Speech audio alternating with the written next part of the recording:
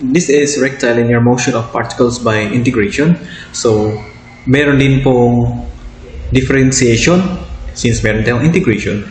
Ang pagkaiba po ng dalawa, ang differentiation ay nagmumula po yan sa equation ng displacement and magdiderive ka para makuha mo ang acceleration at velocity. Pero itong integration, galing ka sa baba, sa either velocity or typically acceleration. I-integrate mo yon, makukuha mo ang velocity and displacement. Alright? And ito lang po ang mga kailangan ang nagwo-work na variables natin sa rectilinear motion.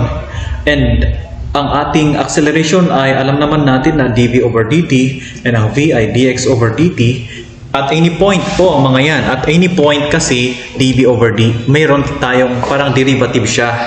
Kung hindi po derivative yan, let's say x over t lang, hindi dx over dt, ibig sabihin nun, average yun.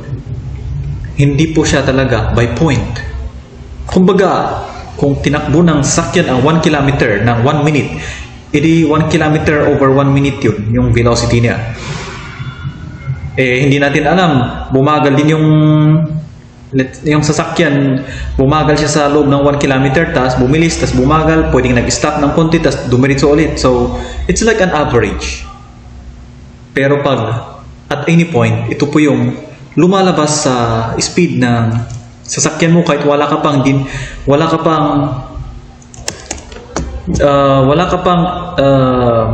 dinaanan na 1 kilometer, kahit na wala pang 1 meter nga wala pang 1 centimeter, basta in-on mo yung engine mo sa sasakyan, then pinaabanti mo, o just abanti, tumaas agad yung gauge mo. Andun, let's say 20 kph na kasulat sa gauge ng sasakyan mo. Yun yung point, yun yung velocity at any point. Alright? Hindi po yung lagpasan mo muna ang 1 kilometer, saka mo i-measure yung time, tapos tignan mo, i-divide mo yung dalawa kung ano kaya ang velocity. Hindi po yun, kundi at any point. Okay, so hindi ko po i-discuss lahat sa isang topic yung concept nito, kasi po baka makalimutan nyo lang. So sample problem na lang. So i-discuss ko na lang habang nag-e-example tayo.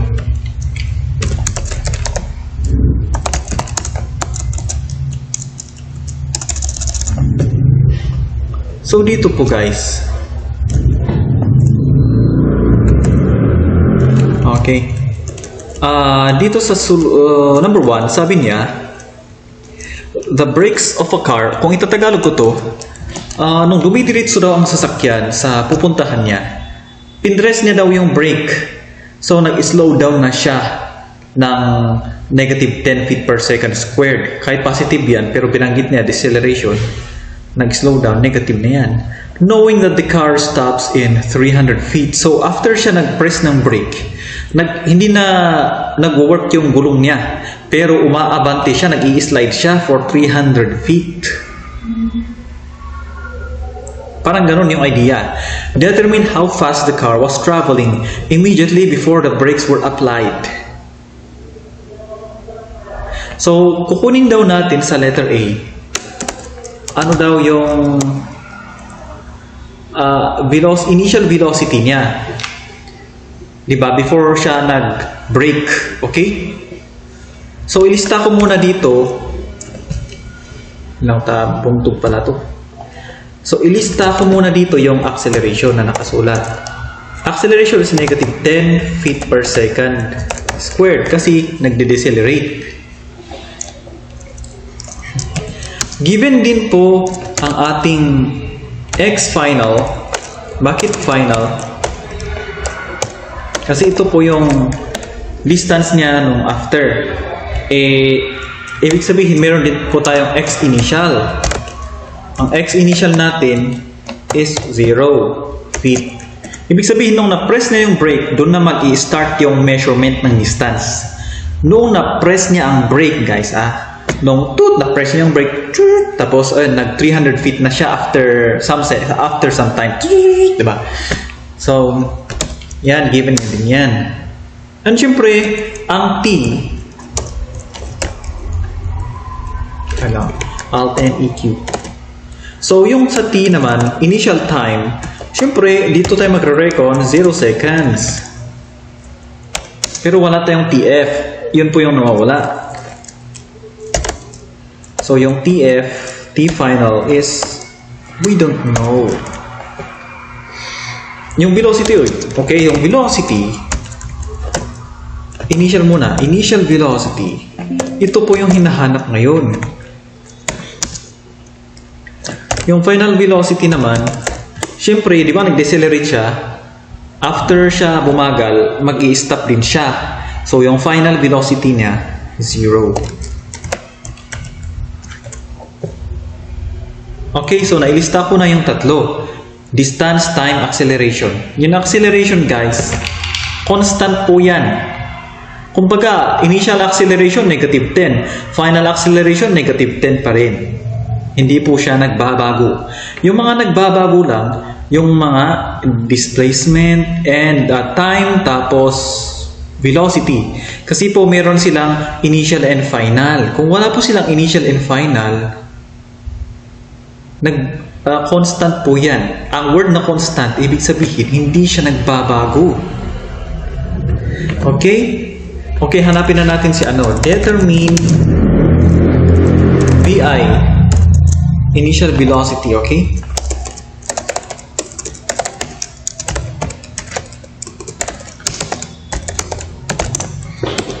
Paano na natin hanapin yan? Since given po ang ating acceleration, alaman naman natin na ang acceleration ay pwede rin natin gawin tong dv over dt. Saka mo i-distribute yung derivatives. Ito actually hindi na to dapat i-discuss kasi ito is integral calculus na po ito. And then, ang gawin mo, integrate mo na.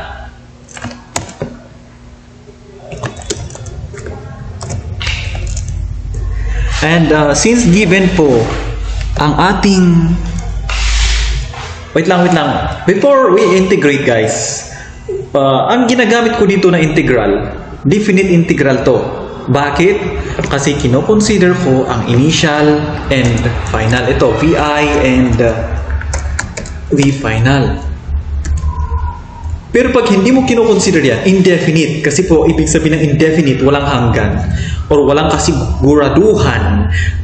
Ang definite ay meron siyang kasiguraduhan and may hanggan. Kasi may minimum and maximum. Okay, so just a review, guys. Just a little review.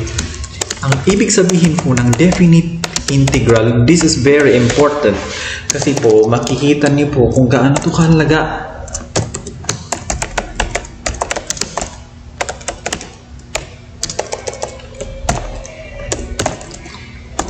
So, example po ng ating definite integral ay kung nag-integrate ka, for example, dx, tapos x initial, tapos x final. Nakikita niyo ba yung pag-solve ko dito? View ko na lang 400%. Yan, for the sake of you guys. So, ganun po yan. Ano mangyayari dyan? Siyempre, ma-derive na yan, ay ma-integrate, maging x plus c. Tapos, don't forget, meron po tayong initial and final.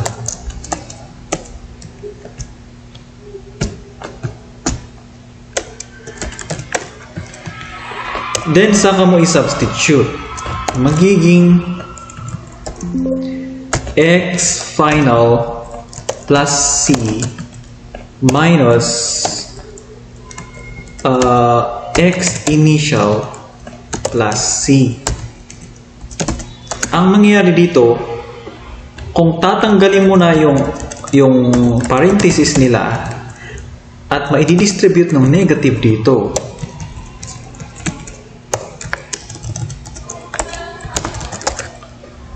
magka-cancel out na yung c. So, magiging x final minus x initial lang. So, ang definite integral, walang c.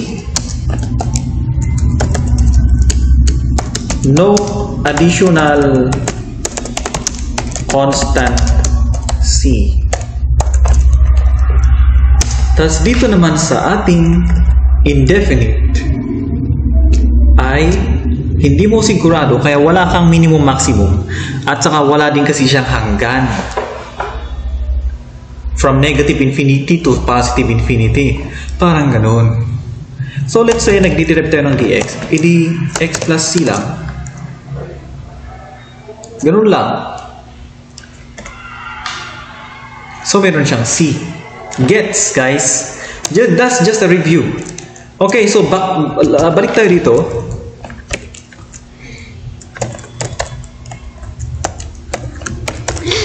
Kung na-derive ko to, guys, meron na din tayong VF, meron tayong VI, meron tayong TF, and meron tayong TI. Pero kung titignan natin sa nilista nating mga given, meron ba tayong VI? Wala. VF, meron. TI, meron. TF, wala. Hindi kung mai-derive to, dalawang unknowns ang mailalabas. So, hindi po pwede ito. Kaya, hindi ko na itutuloy ito ang pag-derive. Ay, anong gagamitin ko? Ito, isulat ko lang dito. Review, guys. Review. Okay, so, ang gagamitin ko na lang, note, guys, na meron naman tayong A is equals to dv dt. No? Tapos, V is equals to dx dt. Got it? Eh, paano naman kaya pagbaliktarin natin ang mga t nila? So, itong t, alisin ko yung a, maging dt, tapos ibaba ko sa denominator niya. Mag-swap, gets. Tapos dt. And then v. Ganon. Ang mangyayari na, i-substitute mo, equal mo yung dalawa. So, dt is equals to dt. Ano mangyayari dyan? dv over a na to, tapos dito ay dx over v. Yan. Okay, guys. Isa-summarize ko na lang to.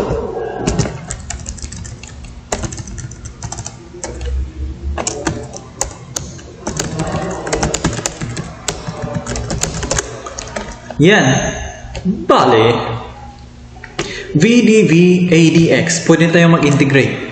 Pero before tayo mag-integrate, kung in-integrate ko na yan, meron na tayong vf, vi, meron na tayong ano yun? dx, xf, xi. Meron ba? VF, meron tayong VF, meron. VI, wala. XF, meron. XI, meron. Ibig sabihin, kung mag-integrate ako dyan, meron akong unknown na iisa lang. Kaya, VDV, so, integrate ko na lang to. Definite na lang.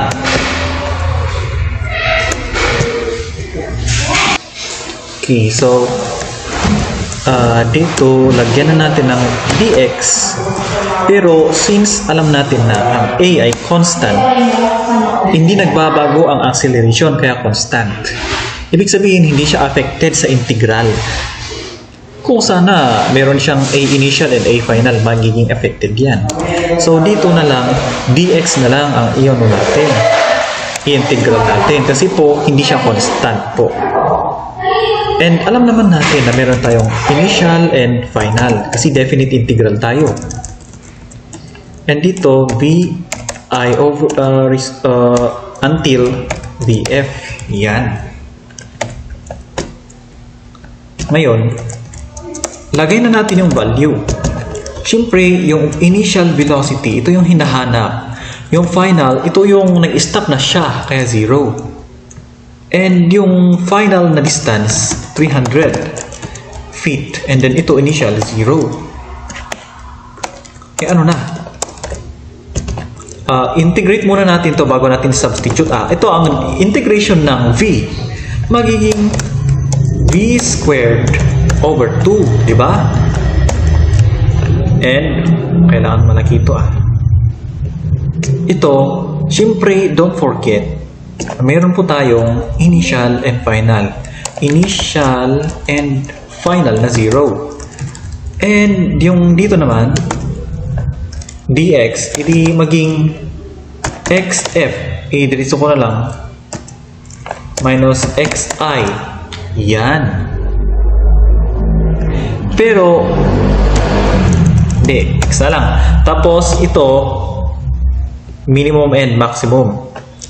Maximum, di ba? Nagmula tayong 0, tapos nagtapos tayo 300. So, this is a very, very detailed step by step. Okay, so i-arrange na natin to, guys. So, ang mangyayari kung sirain natin to,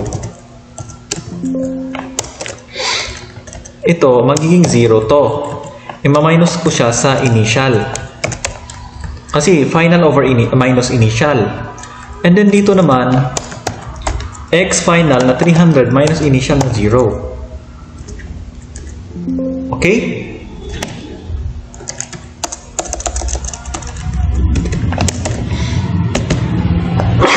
Oh gosh. Okay, so si 0 mawawala. And then yung isa dito, mawawala din kasi 0. Pero masyado naman na yan. I-diretso ko na lang dito. 2 times 300, 600. Diba? So, mawawala na si 2. Yan. And, wait lang. Meron palang minus dito, no? Kalimutan ko. Kung tinanggal pala natin to, ito, magiging negative si VI over 2. So, naging negative na siya. Ngayon, alam naman natin na yung AI negative 10. Diba? At constant yan, remember. And mai-erase natin ang ating minus. And then, ito, 10 times 600, dagdagan mo lang ng 0 yan, kasi 10 yun. And then, syempre, alisin mo yan, convert yan into square root. Eh, ano na yung square root ng VI? Okay, let's ask our calculator. Square root, what have 6,000, 2015 or 77.46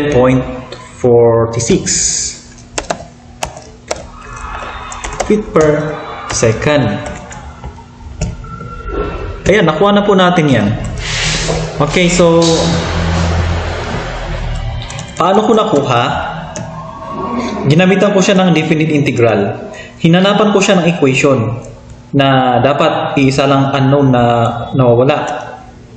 Ang ginawa ko is pinagmix ko yung dalawang expression ng velocity and acceleration, kaya naging ganyan. Ganun lang, guys. Then in-integrate ko na yun gamit ang definite integral. So next, guys, ano na daw ang susunod? Yung susunod dito, the time required for the car to stop. So ito yung final time. Initial time 0. Ang katapusan niya hindi na 0. Hindi na 0 siyempre. So ano nang gagawin ko? Dito ko na lang ilagay sa taas para tipid space. Paano kaya yan? Bali,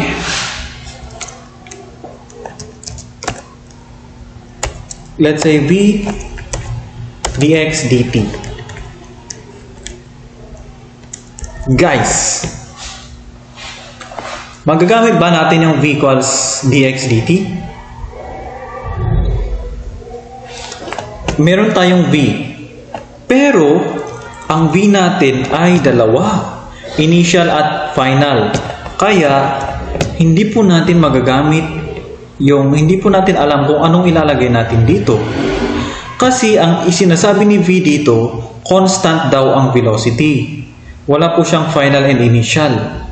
So, hindi po natin magagamit tong expression. Eh, kaya itry mong isolve gamit ito, wrong yung sagot mo. Na-try ko na yan. So, wag mo na pong ituloy. So, tanggalin natin yan. Kasi, dalawa po ang V natin. Hindi pwede.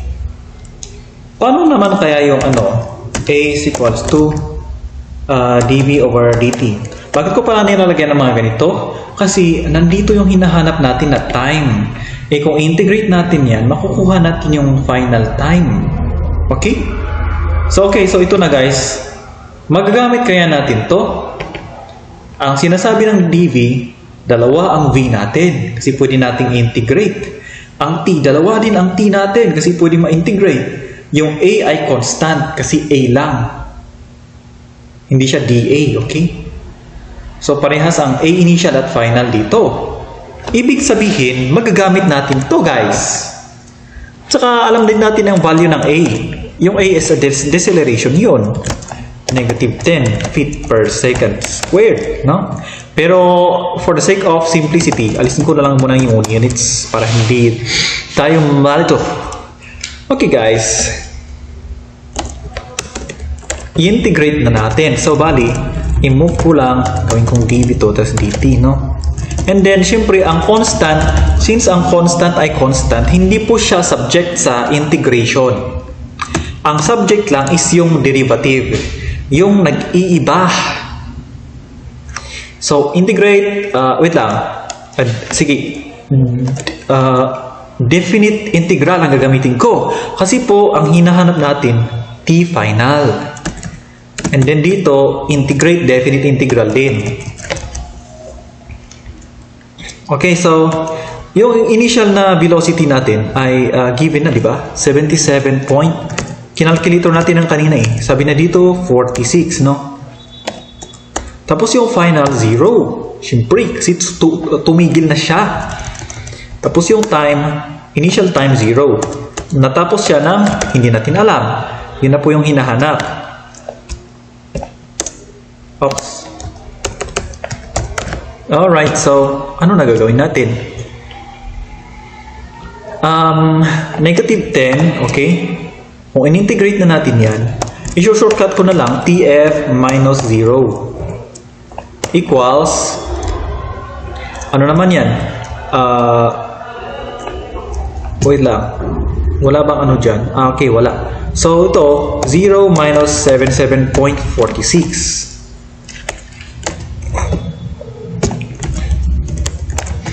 Okay, ngayon, alisin ko na yung mga zeros. And then, ang matitira, si TF.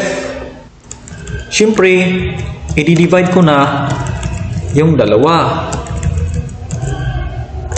Nga pala, hindi ko pala dapat tinanggal yung minus dun. Kasi, 0 minus, ibig sabihin negative yung 77. Yan. Ano nang mangyari dito? Kung i-divide natin yan, magiging yan, divided by undivided by 10, 7.745. Okay? 7.75 na lang. Yan. Yep, nakuha na natin ng final time. So, ganun po kumuha ng mga sagot. Mayroon pa bang ibang paraan dyan?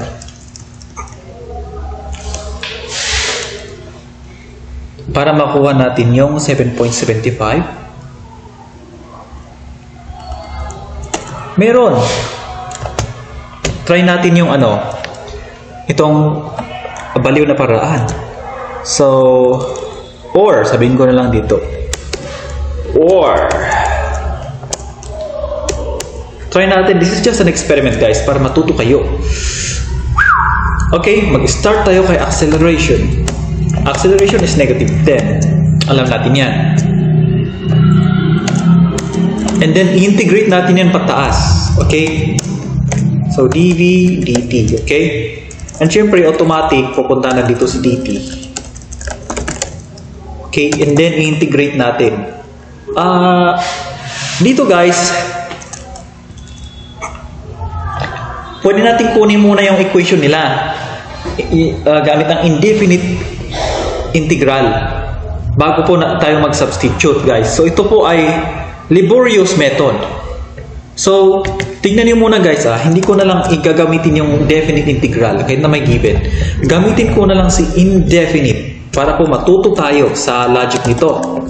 So indefinite ko sila. Yan. Siyempre, ang V ay maging bilang. Ito maging T. Remember, there must be C. Okay? Galing po yan sa differential equations. Kahit na, siyempre, meron din tayo dapat dito. Pero, siyempre, ito transpose mo, mag-merge siya sa isang constant dito. Hindi naman equal yung dalawang constant.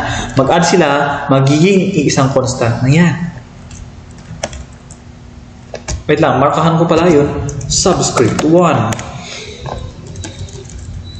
Okay, ano pa ba gawin natin? Yan, nakuha ko na yung velocity equation, pero hindi talaga siya official. Remember, at t is equals to 0, ano yung v? Velocity is equals to 77.46 kasi nakuha natin yan ng una. Yan yung initial velocity niya bago siya nag-break. Ang purpose ko dito, bakit ko ginaganyan? Para makuha natin ang C1. Ganyan. Negative 10 tapos multiplied by 0 plus C1. Okay? So, yan. C1 is now equals to what? I-divide, i-transpose ko yun doon. And then, tapos na, 0 pala yun, di ba? Kung 0 yan, 0 times negative 10, 0 pa rin. Kaya ang C1 natin, 77.46. Take note of this, guys.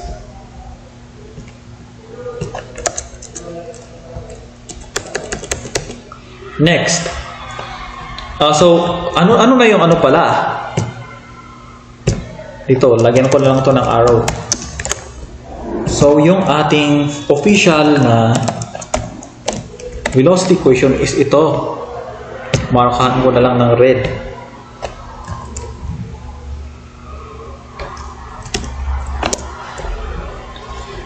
Ngayon,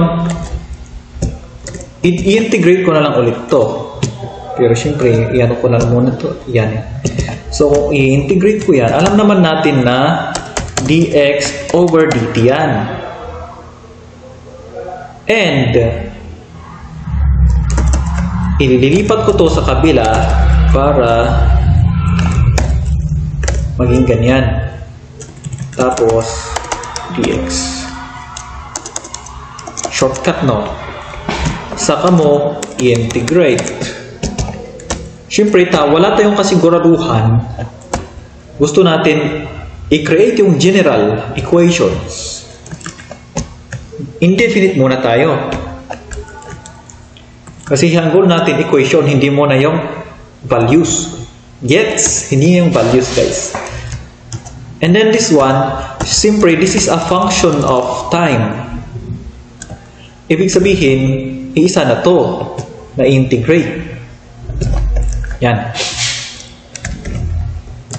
And then, by the power of integral calculus, this will become x. And this one, let me just, do it like this. And syempre, kung maging squared yan, and madidivide yan ng 2, syempre, madidivide yan. And magiging 5. Diba? And then dito, lagdagan natin ng t. Tapos, dagdagan natin ng C2. Kasi meron na yung C1 kanina, ngayon C2. Okay? Alright, so lagyan na natin to ng conditions. At time is equals to, ano naman, 0 naman. 0. Our distance started from 0. Started at 0, yes. Okay, so 0 equals negative 5 tapos plus 77.46. 0 plus C2. automatic 0 na po yung C2. Markahan ko na siya ng black box.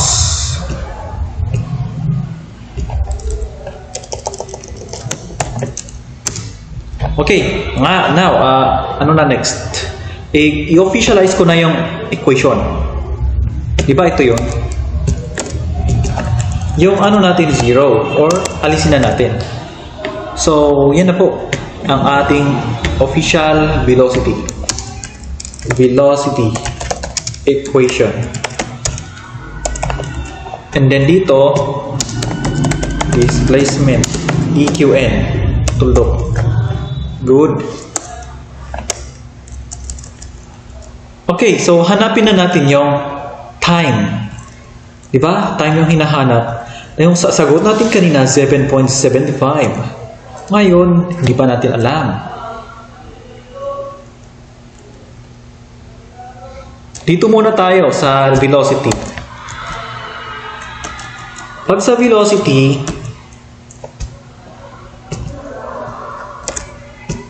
tapos kopyahin ko din to.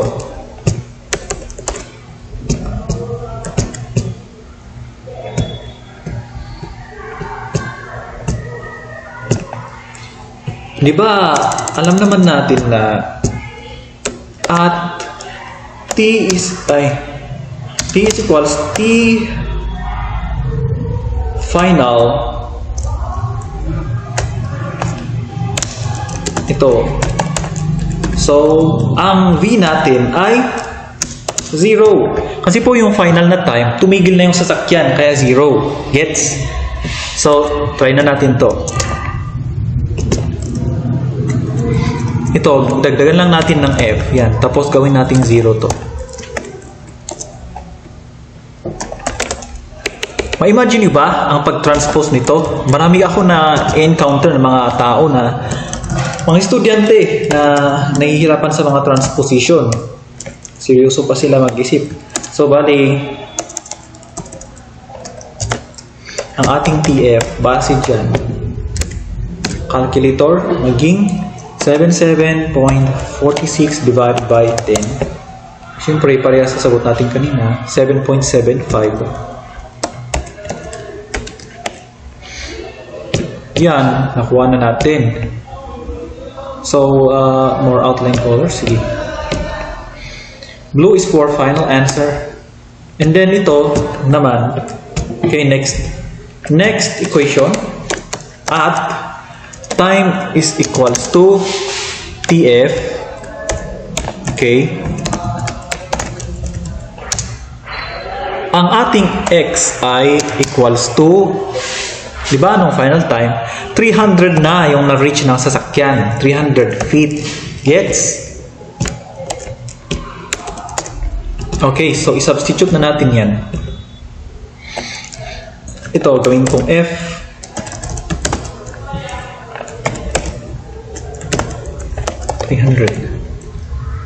Ano nang gagawin natin dyan? Quadratic yan ay. So, dalawa po yung sagot natin.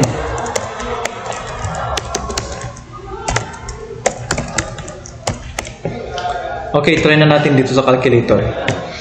Mode 5. Itsura niya, number 3.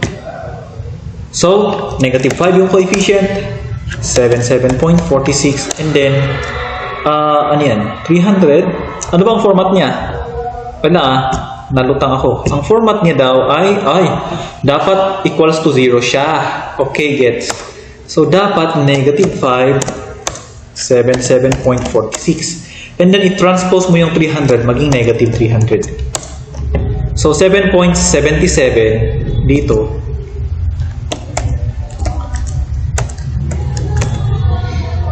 Kasi ano, and then 7.72.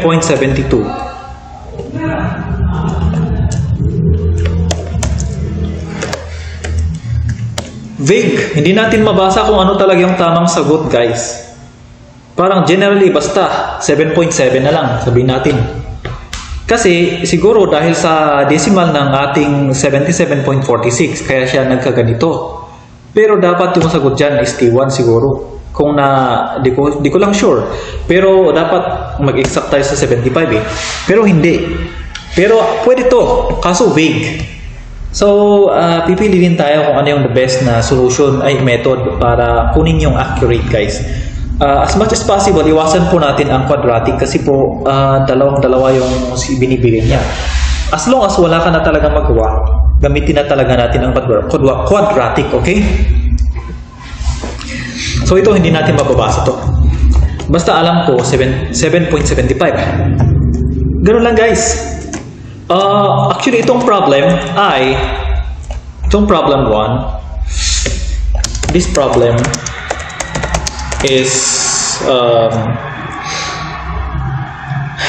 highlighting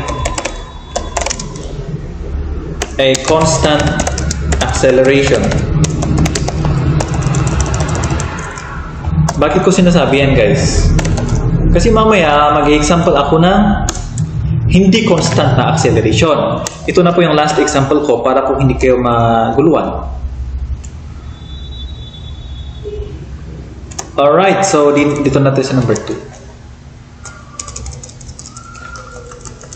Where the hell is that? Okay, number 2 na tayo, guys. Solution, alam naman natin na ang ating acceleration ay isang equation. Ibig sabihin po nun, hindi siya constant, guys. I'm going to solve this to part 2 na lang para ma-divide yung R's. Part 2. So, stop right.